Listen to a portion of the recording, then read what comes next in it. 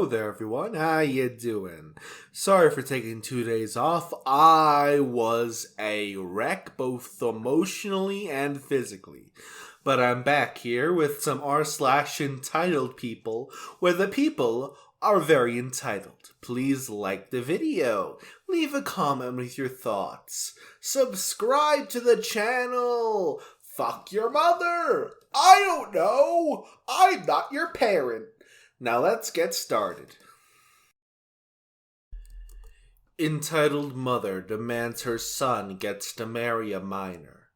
In March, I was in the US visiting my best friend and his 14, almost 15-year-old younger sister.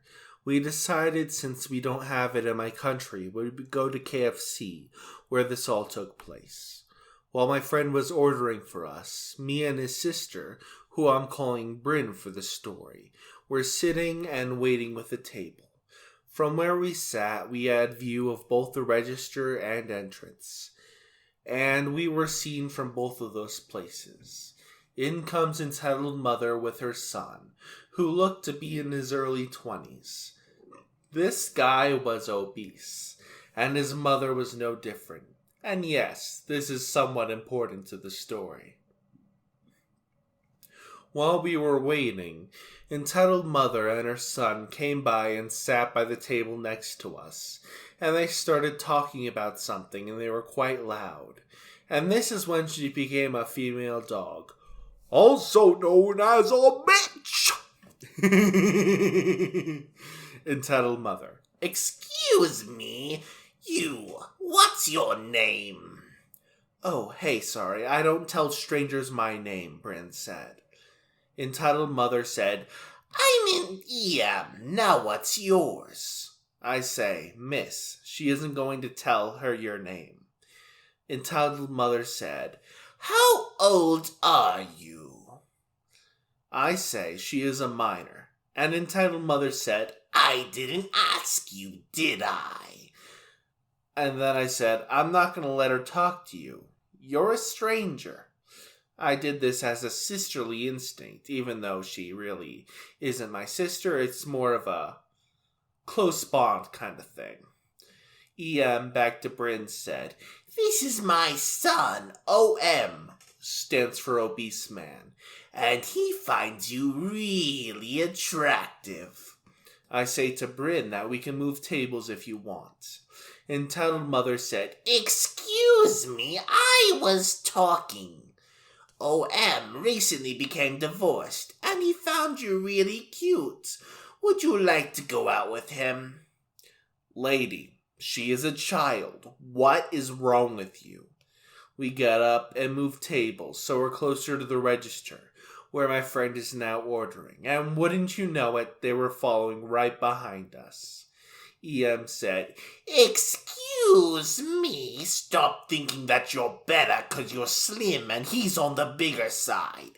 Dating him is a privilege and you won't find anyone like him. At that point, I think I got the best idea ever. Miss, she can't date him because she's dating me. And then EM said, what? You can't date your girls. Bryn said, okay, and look at her. She is so beautiful. Oh, Amanda, I love you. After that, friend came and entitled mother left the restaurant.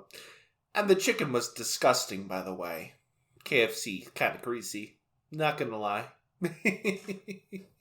Anyway, on to the next story. That was a weird story. Stop signs are for other people. One afternoon, I decided to walk to a strip mall for my apartment. I walked on the sidewalks along a neighborhood road that runs parallel to a very busy road. Often people get frustrated on that main road and will barrel down the neighborhood road, so the town installed several stop signs and speed bumps along the neighborhood road. 1 block from the strip mall, there is a non-standard intersection. Instead of the usual 4-way stop signs, there are stop signs for traffic on the neighborhood road, but there are no stop signs for traffic coming out of an apartment complex. There are big signs saying that the apartment complex traffic has the right of way. It's necessary because the way into their road curves around a building and climbs a hill. Drivers cannot see until they are already into the intersection. The speed limit, mind you, is 25 miles an hour. I notice a fancy car coming from behind me and speeding towards the non-standard intersection. Not sure how fast, but definitely more than 25 miles per hour. I'm close to the intersection, and when I hear some screeching tires and horn blowing, apparently the fancy car man blew through his stop sign and almost hit a car that was coming into the intersection from the road. That doesn't have to stop. Fancy car man starts yelling and cursing at the other driver, and then I see blue lights come on. There was a cop sitting at the opposite sign who saw the whole incident unfold right in front of him. He tells Fancy Car Man to shut up and sends the other driver on her way. He then starts talking to Fancy Car Man, I presume to explain what he did wrong. At this point, I have walked up close enough to hear their discussion. Cop is telling Fancy Car Man that he has to stop at the stop sign, but crossing traffic doesn't have to stop signs, as indicated by other warning signs. Fancy Car Man is irate and says, I don't have accidents, stop signs are for other people. He included several curse words that I have intentionally left out, and some directed at the cop. And that's enough for the cop. He cuffs Fancy Car Guy and puts him into the back of his police car. A little later, when I'm coming out of the store, I see a tow truck dragging his fancy car away. My. If it isn't the consequences of your own actions. Anyway, on to the next story. Ding dong, the witch is dead. Give me your inheritance or I'll call CPS. I totally neglected to check on my post for the last few days, and it seems I angered the Reddit gods. This post was removed, so I revised the title, hoping that this will appease them. As I stated before, life has been pretty great, except for what I'm about to post here. Just a little update on me and my kids. We're all doing well.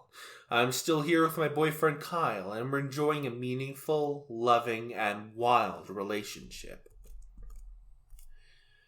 I'm no longer a dancer, as I had to have some surgery on my lower back to fix a spinal issue that I had been dealing with for a number of years. Due to some in-house drama at the club, I decided to quit. Nothing post-worthy, as it really had nothing to do with me personally. I now work from home again, but I'm still good friends with everyone at the club.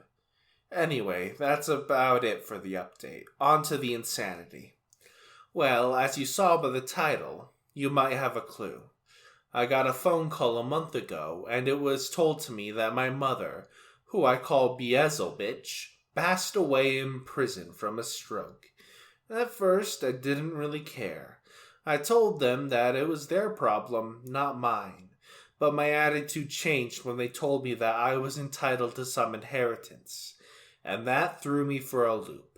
Beelzebitch never had a will, so whatever she had in her finances and assets was to be split between me and my siblings. Apparently she has been dead for over 4 months, and I was only just now informed about it. Whew, trippy. I became unhinged when I heard the number. From the deaths of my grandparents, this bitch was sitting on nearly $500,000, and I assumed that she squandered the money to pay for her own BS during the years I still lived with her, which was why she always demanded money from me. But no, she never touched it and just lived off Social Security, whatever she could to get from relatives and my income up until I moved out. I was seething. Not only did she have the money to pay her own bills, but she took so much money from me over the years, and all the BS she put me through because of her own greed and narcissism. I was furious. In total, she had the $500,000, the house, and my grandparents' house and assets. A lawyer was assigned to her estate recently to work everything out, and she spoke with my siblings about their shares, because they are also in jail, surprise, surprise. They want me to be the one to handle it all. So I had to take the time off work and go back into my old state to handle everything. I visited my siblings in jail and we talked. They both acknowledged that Beelzebub had destroyed their lives in many ways and manipulated them into treating me like poop. I learned the reason behind why Beelzebub had it out for me, that I was the only one that worked hard to succeed in life. My siblings were both lazy and just gave in whenever she snapped her fingers. Not me, though. I was the better child, and she resented me for it. She saw I was going to surpass her in life, and it bothered her. She did love my son, but it was a love that was built on a foundation of jealousy and bitterness that she felt for me. Not healthy, to be honest. I chose to have her cremated, as I wasn't going to plan some elaborate funeral for the woman who tried to destroy my life and kidnap my gosh dang kid. Her ashes were dumped into the nearest body of water, eliminating her from existence. Farewell, Beelzebub. My siblings asked me to hold on to their shares until they were released. They both apologized and said they won't be a bother to me once they are. I told them that it was no trouble and that I forgive them. Maybe we can work out some sort of familial relationship once they are out. Maybe. I'm honestly very skeptical. I decided to give them both the houses and their shares of the money once they are free. I have no desire to live in my old state again, so close to my ex-husband. I set up a bank account and put their shares into it, and it'll sit there until they are free. The house keys are in a safety deposit box at the bank, along with the house deeds and some other heirlooms I don't want for myself. I was able to go into my old house and collect a few things I had left behind when I moved. Anyway, on to the drama. A few of my poopy relatives had learned about Beelzebub dying and filed in small claim court to sue me for a cut of the inheritance. Apparently, Beelzebub had borrowed a lot of money from them and never paid it back, so they were going to go after me for it. The judge dismissed their cases because there was no contract, and because, well, she's dead. There was no way to determine if their claims were true or not. If they had simply asked me, I would have given them some money. But now, because they tried suing me, I'm keeping the cash out of goddamn spite. One of them even tried to get their claim on freaking Judge Judy, but it didn't work. I guess Judge Judy had better shit to do. No, woman, I will not appear on national television, so you can get some petty revenge against me for something my mother did. Frick you. This relative, who was a cousin, has been all over Facebook threatening me for the better part of a week. She's making claims against me that I'm abusing my children, threatening to call CPS, that I stole from her, and a bunch of other stuff that the other relatives are trying to question me over. I sent her a very direct message that if she didn't tell the truth, I would be sending the screenshots to her employer and filing against her in small claims court. I reminded her that the case was thrown out because she can't get blood from a turnip. Beelzebub borrowed money. Sorry, but that isn't my problem. She was forced to then tell the truth, and now many of my relatives won't talk to her. Mind you, most of them are poopy, so they really get no points for the minor amounts of integrity. I'm back home now, and ready to continue on with my life like this last month didn't happen. People are crazy. Anyway, see you all on the flip side. And that's the end of today's video. I hope you all enjoyed. Remember to like the video, subscribe to the channel, and leave a comment with your thoughts down below. Who knows, maybe you can even turn the notifications on. Now, here's the outro.